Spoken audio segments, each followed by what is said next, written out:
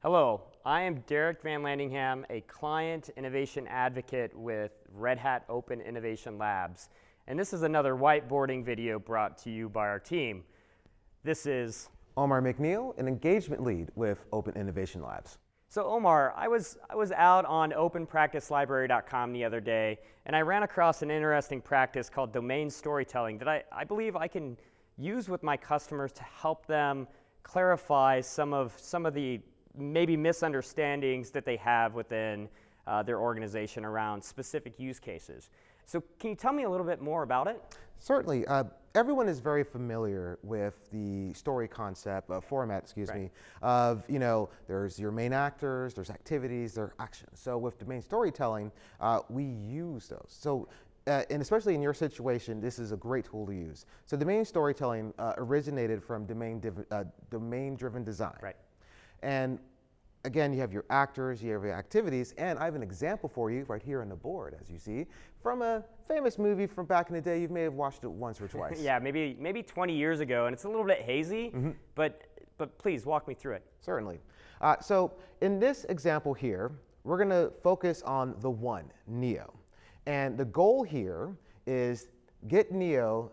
Neo visits the Oracle and gets back alive. Okay, makes sense. So we want to focus on positive intent. Positive intent. Positive intent. Gotcha.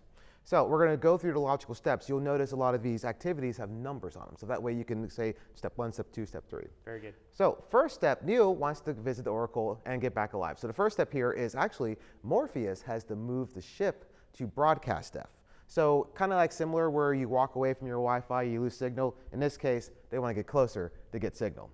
Once they have reached broadcast depth, the operator plugs Neo in. Okay. Once they're plugged in, the third step here is the operator loads the construct. The construct is a loading system where they can load gear, they can load weapons, training, or vehicles. Okay. So once he's connected and loaded up to the construct, he then connects to the matrix. Very good. Once in the matrix, the driver then drives Neo to visit the Oracle. Wait. How'd the driver get into the story?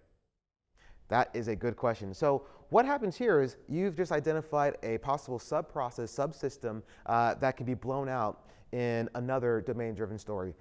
Okay, so when walking through this might indicate another customer group that I would need to bring in, right? And we could touch on this later collaboratively and figure out how the driver got there. But let's focus on this use case, right? Mm-hmm.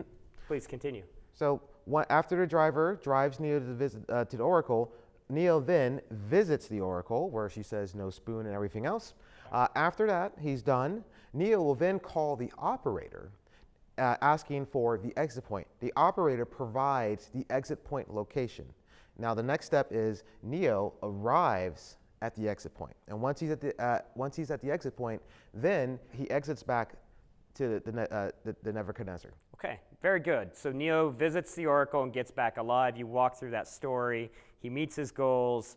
The one thing that's interesting about this is the visual itself is, I can see the steps involved, but let me play it back to you because I want to make sure that we're using the same vernacular. We're speaking about it in a very similar way. All right, so Neo is the main actor, hence the center of the board here. And interesting note is, with him being at the center, we almost could use this as to do like empathy mapping or something on this actor, develop a persona, and that would help further even figure out what Neo is doing. But that's another activity. So let's focus on this one. So Neo is the main actor, but it all starts up here with Morpheus, correct? So Morpheus, step 1, moves the ship.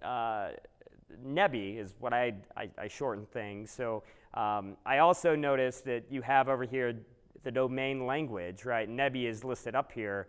I imagine this is a challenge with our customers as well. Within these different groups, they call things different things, right? And it could be the same thing, right? A lot of acronyms. This is why domain language is important. Is that correct? That is correct. All right, very good. So moves Nebi into position.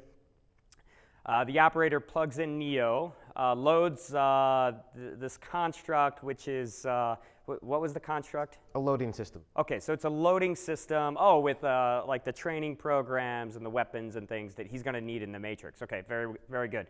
And so step 4 would be Neo connects with the matrix.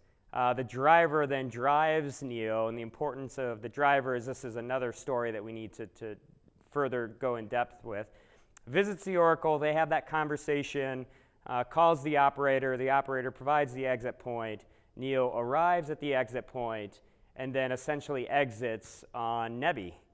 Yeah, I mean, just walking through that together, I can see how this is a powerful thing that we could bring to our customers and getting them to basically telling the same story without, it's more natural, right? A story is a natural thing, and here it is on the whiteboard, and this would be their business process, right? So where can I learn more about domain storytelling? You can learn more at the Open Practice Library by going to openpracticelibrary.com or red.ht/labs, or you can contact your account executive. Thank you. Thank you.